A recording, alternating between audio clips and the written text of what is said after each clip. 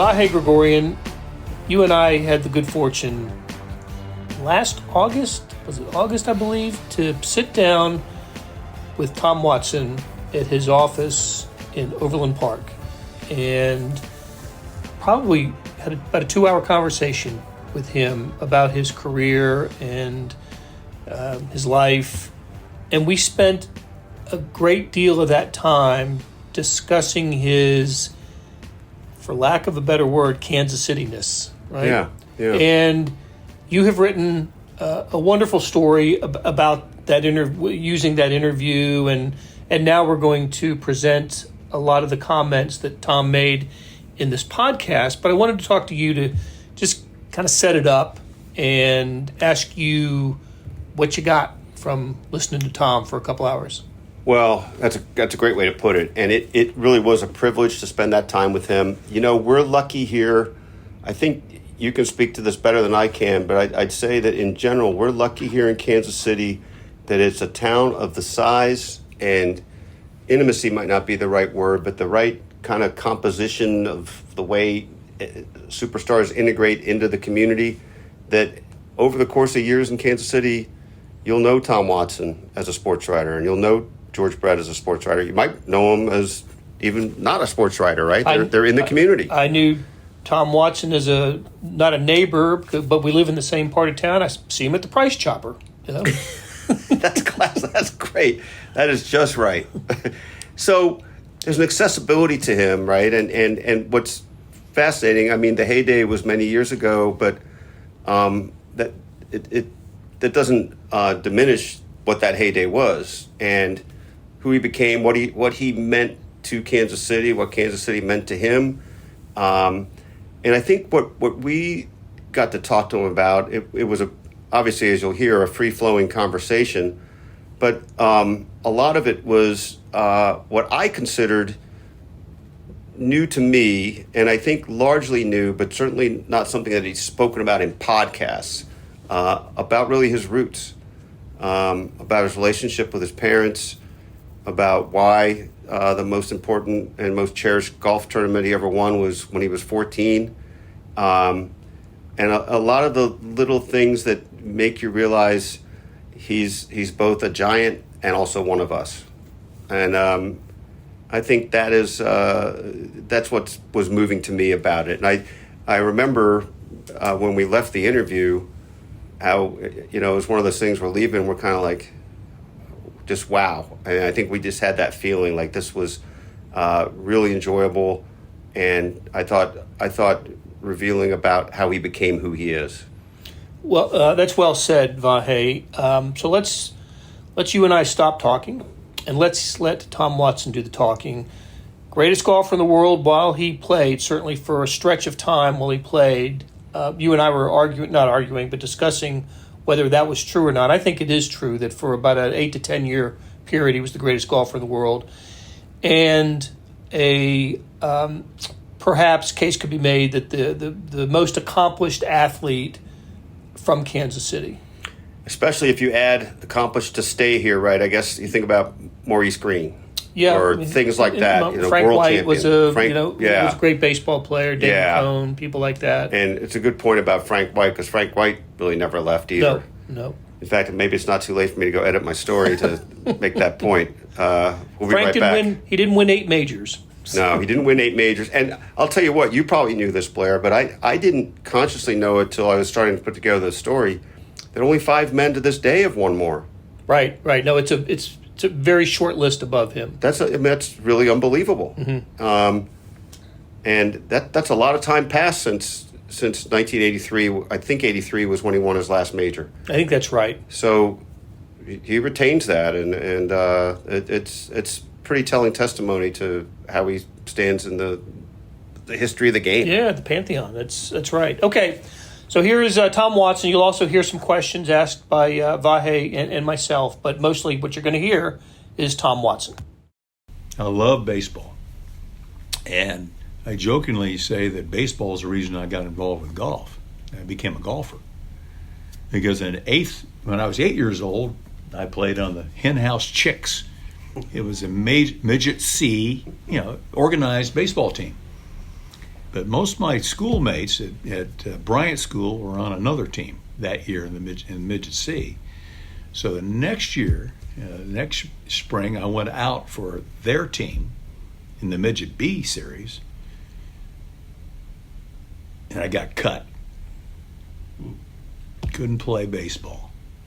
So I couldn't go back to the other team. So what am I going to do in the summer? Golf. Did I read at some point that part of baseball was you could only get the balls in the dirt? Yeah. Well, I remember how embarrassed I was when because I didn't really have any great coaching. Some of these kids really had some great coaching. They were better than I was. But I was fast. I could catch the ball and I could throw the ball, but I couldn't hit. Couldn't hit. This is a funny thing, but I mean, if you had been able to hit, who knows how things would have been different. Yeah, you're wearing a Royals hat. Another Pee Wee Reese, maybe. Right, but so baseball, and it was a big part of it. It still is. Here, I'm a Royals fan. I still love baseball, whether they're at the bottom or the top. I follow. I love the game. I watched the game. I remember going to Japan. We were over there doing in Tokyo one day. They didn't have any real responsibilities, and there was a little league Japanese baseball game. I said, "Stop the car," and I watched it for about an hour. They used rubber balls, rubber baseballs. But football was a sport that I played some football. Yeah. And I played basketball. I couldn't throw the ball. I was a quarterback. Couldn't throw the ball very far, but I could run it. I was fast and shifty. Within our within our leagues and things like that, we had a pretty good team. I came across something in the Star Archives. I think you threw a touchdown pass in the game that won you guys a championship. Yeah, I did. Fullback pass. I remember it. Fullback pass. Fullback pass went to. Last name was Kemper, I think. Kemper. That's right. Yeah. Exactly. Yeah. Yeah. He runs the Commerce Bank in St. Louis. Is that CEO. right? Yeah. And he was a good tough runner. It was an easy play too. He was wide open. Fake to the fullback, to the middle of the line. Wide receivers, everybody goes out to the sidelines. Nobody was covering him. So I'm back there and said, "Don't screw this up." And I lobbed it out there. He had to wait for it. It came. He ran it for a touchdown. We won the game. One of the reasons Jonathan Kemper. Jonathan Kemper, okay. One of the reasons I remember was just because we spoke last fall after Len Dawson died, and you remembered the time he came to the school. Yeah. He said, "What are you doing playing football?" What he was really saying, how stupid are you to be playing football? But he was saying that. And I said, I love it. But by then, you were already rather an accomplished golfer. So is that part of why he was saying, or just because you were not that heavy? He kind of knew my reputation a little bit. He was a golfer. He kind of knew a little bit about me. So what are you doing playing football? Stanford was the family school, I guess, right? That's right. My dad attended there, and my older brother was going there. I got accepted there. I didn't have the best of grades, but my golf got me in. I did not get a scholarship, though. But I think they liked the fact that I won the Missouri Amateur and did pretty well in golf. So, of course, it was legacy too back in those days. Having a family connection with the school, gave you precedence unfairly, but it did give you precedence. Today, And your brother had gone there also? my older brother was going there. My younger brother went there too. Oh. Ridge, my older brother, and John's my younger brother. But before that, sorry to just backtrack, but I meant to ask also about Stan Thurston, where that started to make this gain momentum, I suppose. Well, it had to do with my dad. It had to really do with a lot with my father, because my father was a really good player. And he really enjoyed playing with the best players, and he would play with the club. There was Paul Wilder, and then Stan came along. He was an assistant pro at Mission Hills under Billy Matthews, and he was hired to be the head pro in 1961. I was 11 years old, and I don't remember exactly when it was, but Dad invited me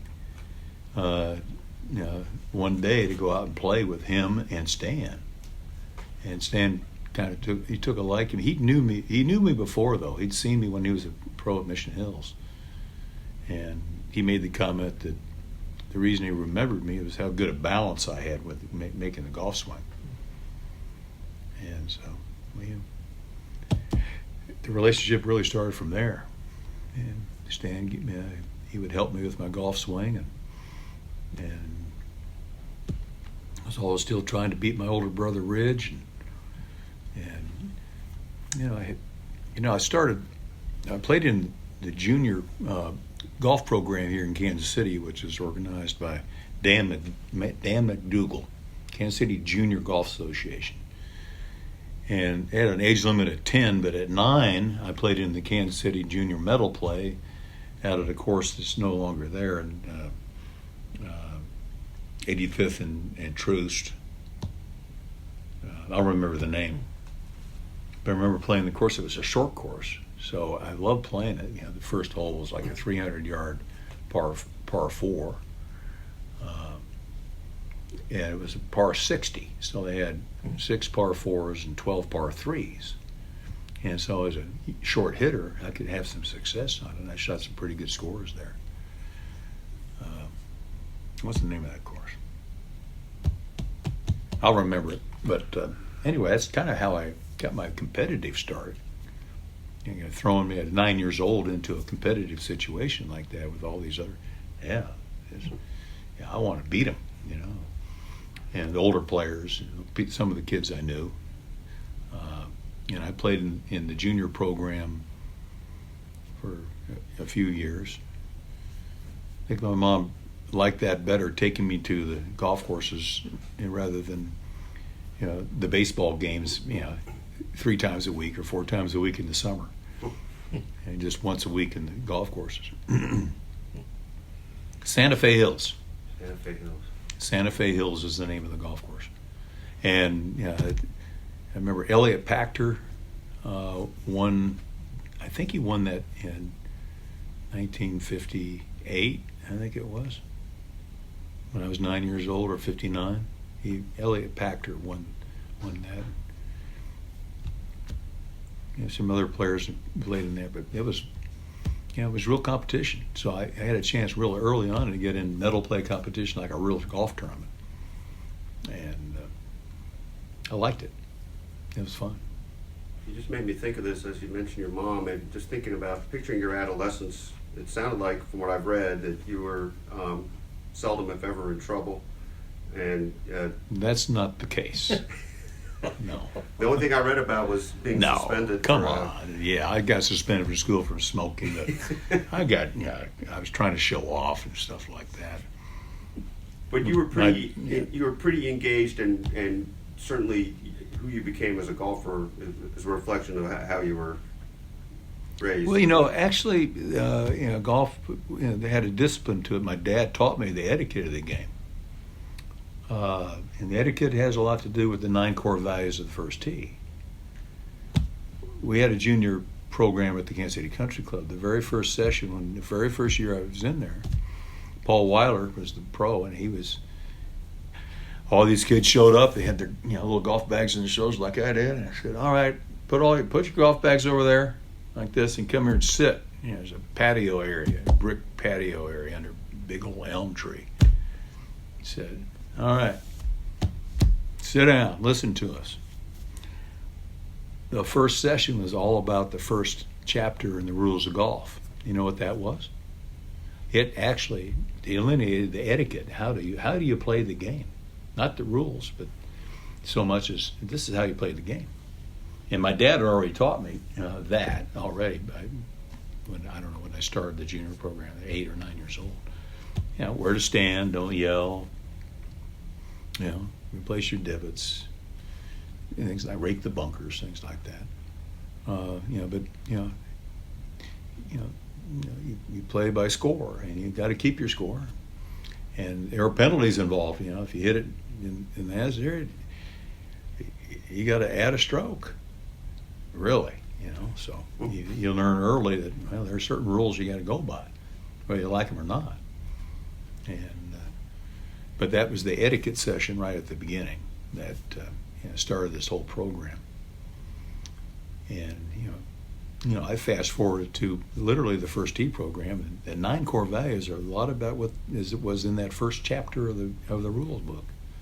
How do you conduct yourself? And now you see, the game has still remained that type of game. You have the yahoos, be the ball, you the man, mashed potatoes and yelling, screaming like that. But still, it's for the most part, it's a silent game. When you are hitting, the respect you have with your fellow players there is that you have the silence and being able to hit the shot. Thinking back to Stanford, Blair and I were both very interested in that time, of course, and I believe you changed majors a couple times before it became psychology, and Mm-hmm. I wonder what led to that, and also. As you look back now, why that was a good degree for you, I'm sure. Well, it was. Some impact. It was really. Let's put it mildly. I wasn't the best of students at Stanford. It's my first couple of years, and then I see the handwriting on the wall, and I needed somehow to graduate with a major. And economics, I didn't do my work, and. So I didn't have any success there. So I went to something that interested me, and that was psychology. And basically it was an avenue as a vehicle to graduate. So if I had to do it over again, I'd be a different student, but I wasn't at that time. Did I read somewhere, I think this is right, that one of the things that struck you when you were taking the psychology was the experiment where everybody was given the same assessment. That's right. One of the things was, it was a big class, and they gave everybody the same description of a situation. Let's see. Now one of us they started a description of basically 3 or 4 paragraphs of a story. And it was passed on to everybody by mouth, word of mouth, not written, and how the story changed and came out the end after an hour of class.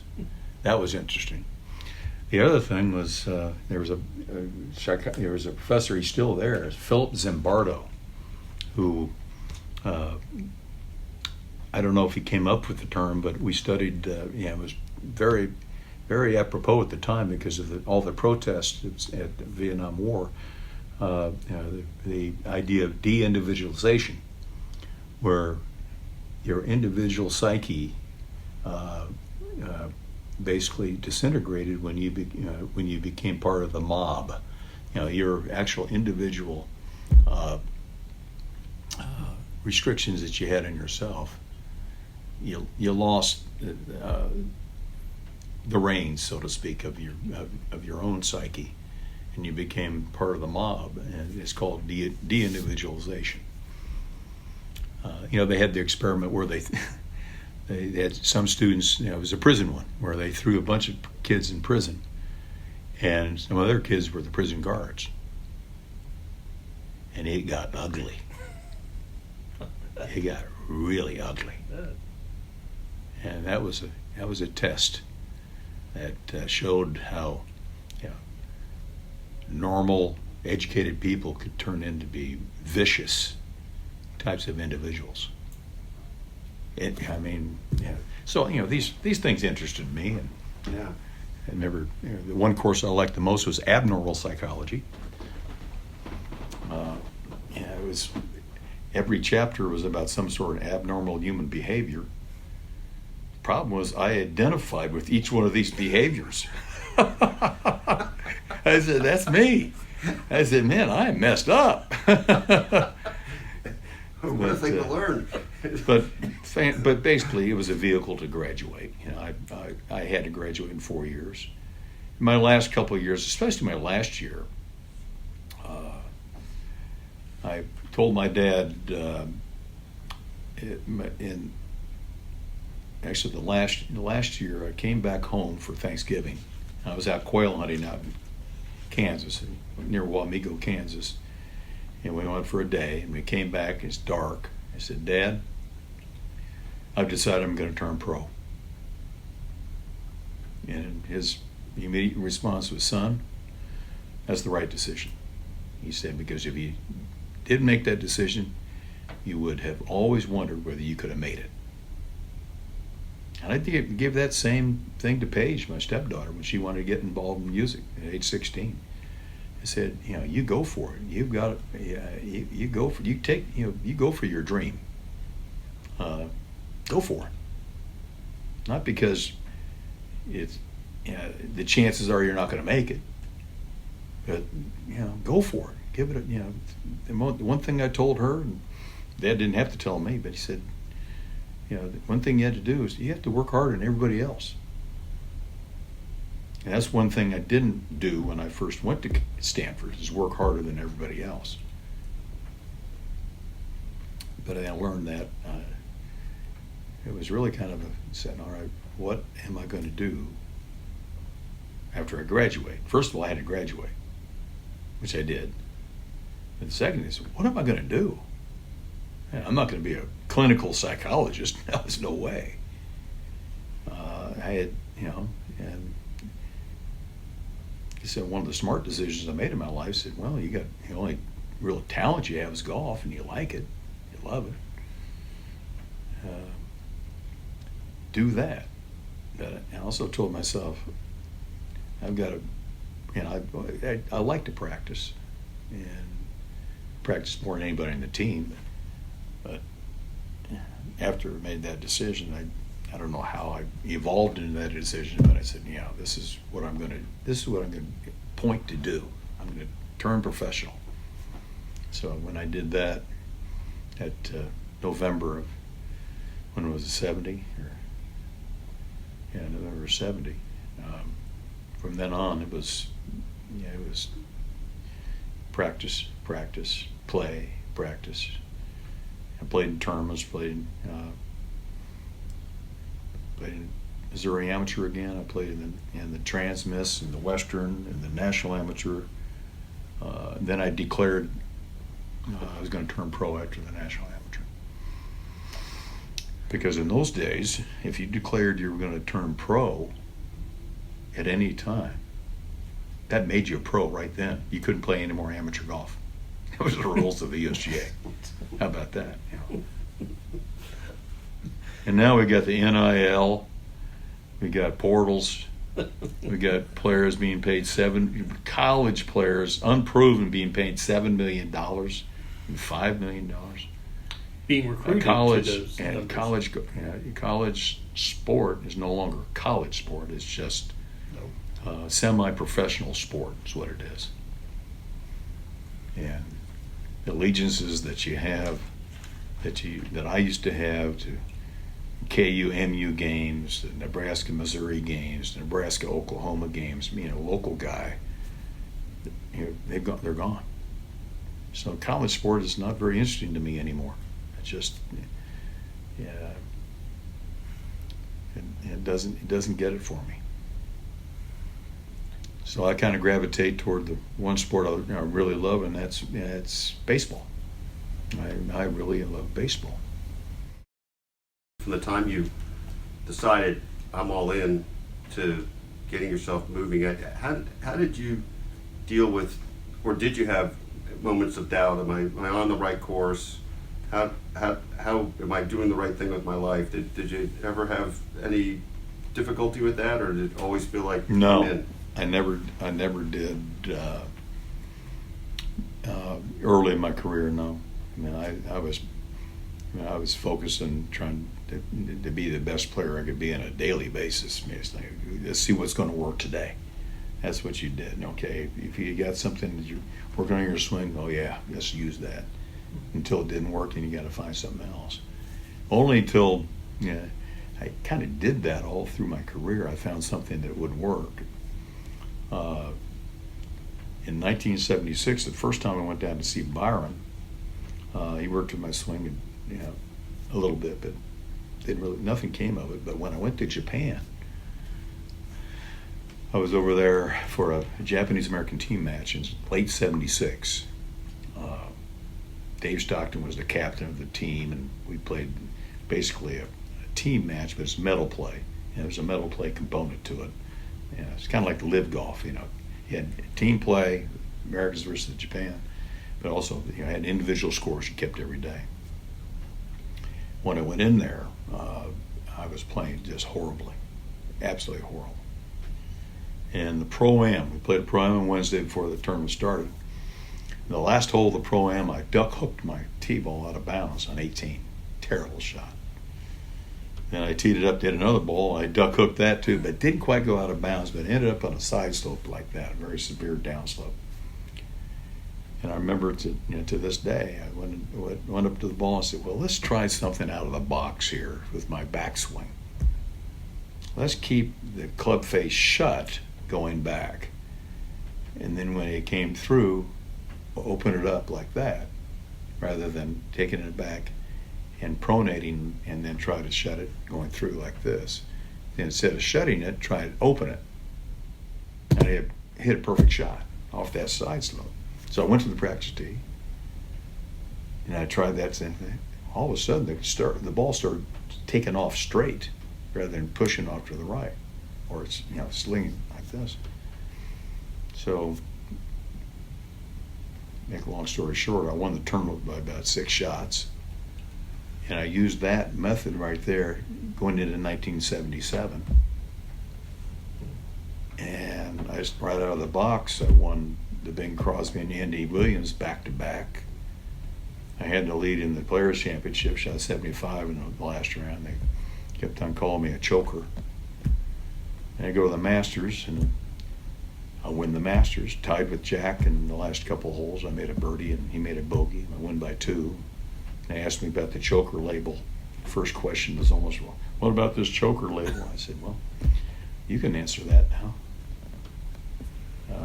But then I won the Western Open, and I won another tournament by 10 shots, and I go to the British Open, the Open Championship, and go back, mano a mano with Jack the last 2 rounds in '77 at Turnberry. And when I walked off the green, I tell you, I've told this story 1,000 times, and he walked off the green, Jack, after I made the short putt to beat him by a shot, he grabs me by the neck and he said, Tom, I gave you my best shot, but it wasn't good enough. Congratulations. And that was coming from the best golfer in the game. I said, yeah, maybe I can play with the big boys now. Maybe I can play with them. And so that one move like that worked. And it worked for about 1.5 years. And then I went back and said, hey, I went back to this pronation move like that, and I got it working. The ball went right to left that way.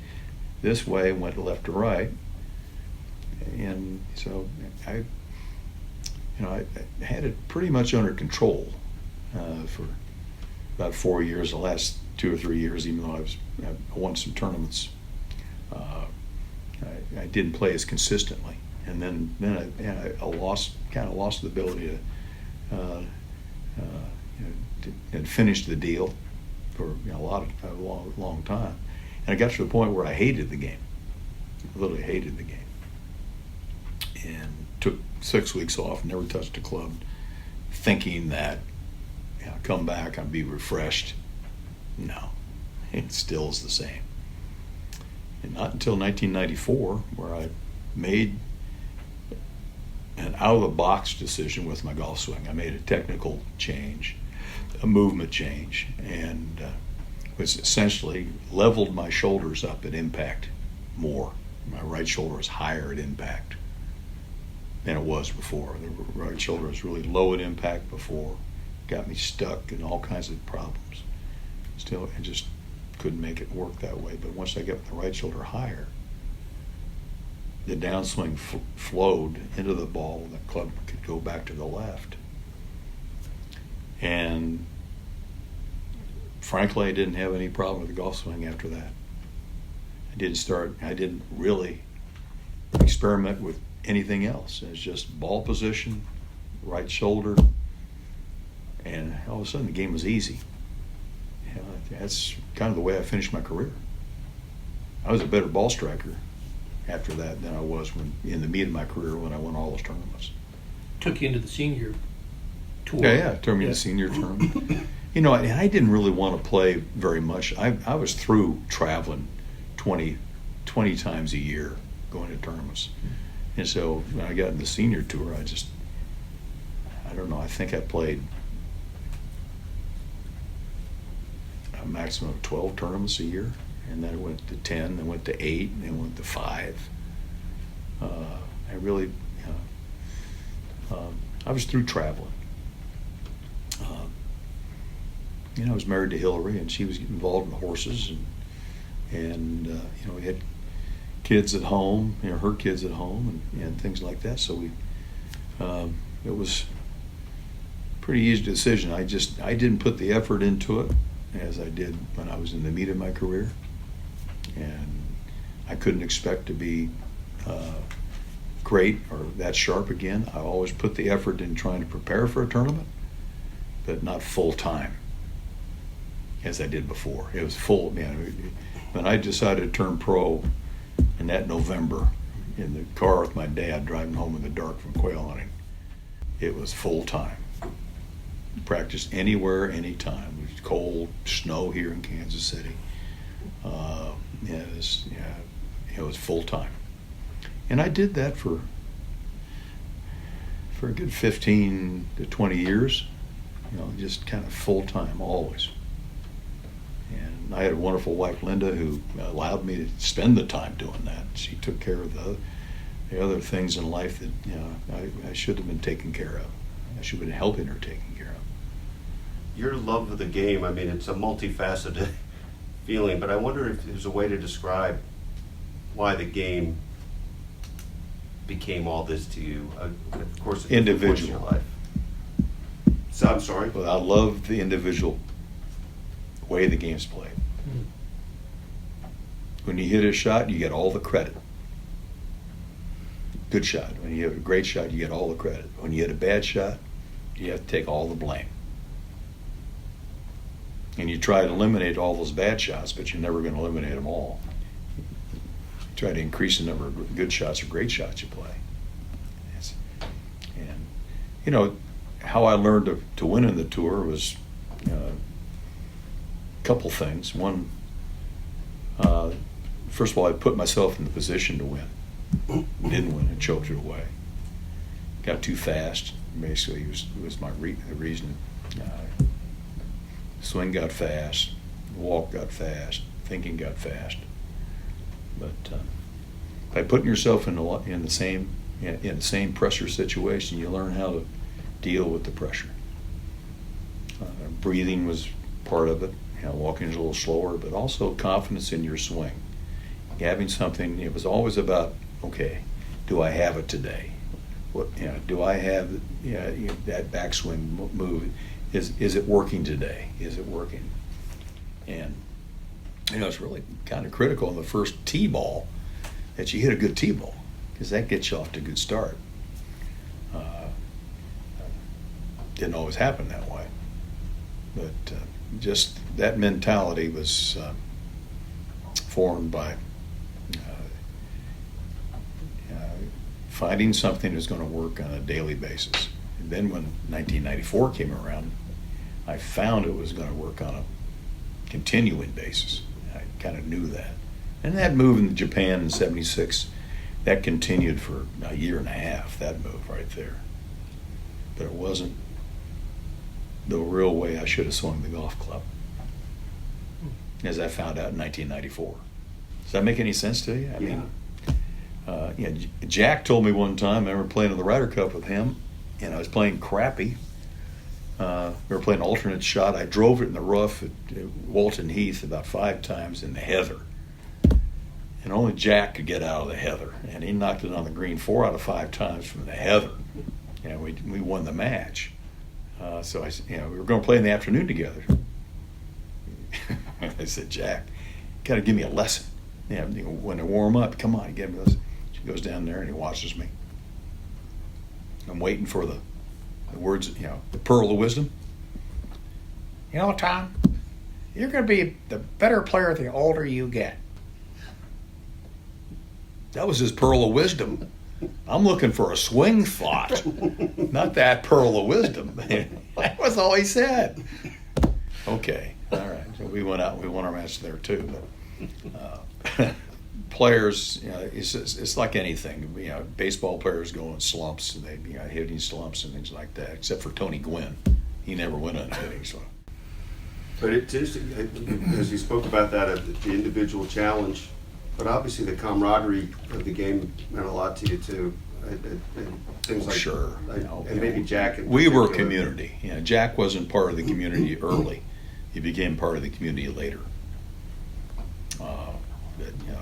Our friends early in the tour were John Mahaffey and Andy North, Bob Murphy. We played a lot of golf together and practice rounds. And I always listened to the old guys. When I came out on the tour, we had, even Sam Snead was still playing. I dropped everything in the practice range. When he came on the practice range, I was hitting balls. I quit. I'd go over and stand by Sam and watch him, just to hear the sound of the golf ball coming off his club face. And then we struck up conversations. I learned some things from him. That's what you did. You learn from the players, the best players. That's what I was told by Stan and all the other pros before I got on the tour. I used to play with them. You know this. I played with them on Mondays when the pros got together. Clubs were closed, and Stan invited me to come out to play as a kid, and I kept on doing that the older I got, even through college. Where are we playing this week?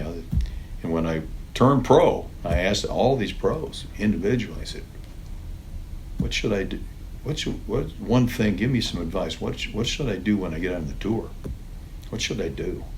He said, all of them said the same thing. You watch and play with the best players. You watch what they do.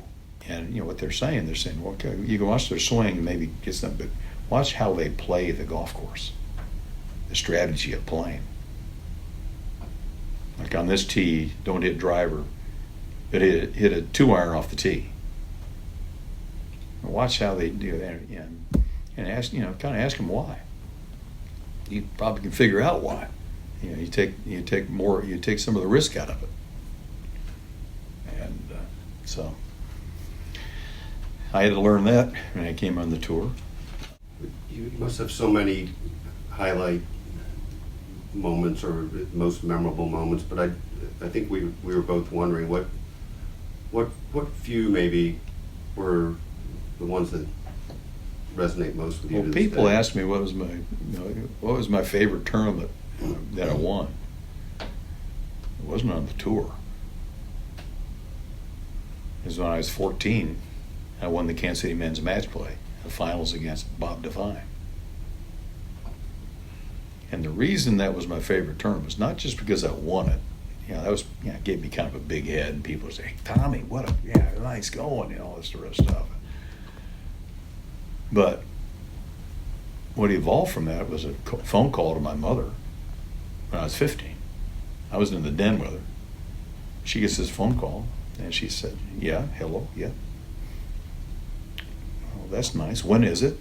"Yeah. Well, I'll have to ask him." So she turns to me, "Tommy, would you like to play with Arnold Palmer?" Same thing happened with Jack Nicklaus. I got a chance to play with Jack Nicklaus the year after that. All because I won Kansas City men's match play when I was 14. This precocious kid, That's pretty And good. that's why it's the most important term, because that gave me the dream. I played with the two icons of the game. And you're a kid, you get, not just watch them, you get to play with them and compete against them. And I was competing against him. I wanted to beat Arnold Palmer. I wanted to beat Jack Nicklaus. Well, I tied Arnie in the front nine. We were both shot 2 under, and he got me in the back nine. I shot 40, he shot 34. And Jack beat me by a stroke at Topeka Country Club. But, you know, that gave me the dream. God, I'd love to be a Jack Nicklaus or Arnold Palmer. Because I won that tournament and gave me a chance to play with those guys. You know, life takes, the roads that give you opportunity to do things in life like that because you've done something. It's so interesting to picture you having that opportunity to compete with them, meet them at that time, and then become their peer. I wonder how they treated you in that Well, they time. both remembered me when I got on the tour. Wow. They both remembered me, which I thought was pretty cool. Arnie said, "Hi, Tommy." And Jack said, "Hi, Tom." Just like that, they remembered me. You said Arnie that was in Topeka. Where was Jack? Jack was at Topeka. Oh, okay. When I was 16 years old, and Arnie was at Brook Ridge when I was 15 years old. Okay. I think the Star or the Star and Jack, Times published a Dick photo of Mackey. that. I think we've seen that picture. And there was a great photo that I have of me in shorts and Arnie in the background. I'm sitting there, we're both looking out like that. That was a great memory. Great memory. And what it opened up, obviously, was this whole world. Well, the dream. Yeah. It gave me the dream. In college, the dream was tempered somewhat with all the crap that was going on in Vietnam, all the things that were going on, like the turmoil, and finally, but it was really the kind of the fear. What am I going to do when I get out of college? Type of thing. And I had a talent to play golf, so I said, well, I better work a lot harder at golf than I was in college. I've always been curious about you.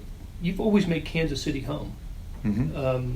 Others who would have grown up here and had your success early would have gone to Florida No. or Arizona. That never entered my mind. I've said this a bunch of times. Why didn't you move to a warm climate? I said, why do I want to move away from my friends and family? And those are the things that give you life. I can always travel to someplace warm to practice. And frankly, the tour started in January out in the West Coast. So all I had to do is I had practice in basically end of November through December. And I remember one time, before the tour started, we had like 18 inches of snow. So I went down to Florida, and I practiced for about 4 or 5 days, and then flew out to California, played first tournament. Stayed out in California till basically around the end of February. Came back here, and, so I never really had to worry about the warm weather. And I was, I like to hunt, and I learned early. My dad taught me how to dress for hunting when it's cold. You do pretty much the same thing when you're playing golf. You keep your hands warm, keep your head warm, wear long underwear with your bottoms. Just keep yourself warm, but particularly your hands and your head. And walking, and it keeps you warm. So. I always loved playing on the tour when the weather got bad. Yes. Because these guys you're talking about, why didn't I go to Florida? And you're like, those guys moved to Florida. They never had to play in cold weather until it got cold on the tour. And I had half the field beat when the weather got bad. I did.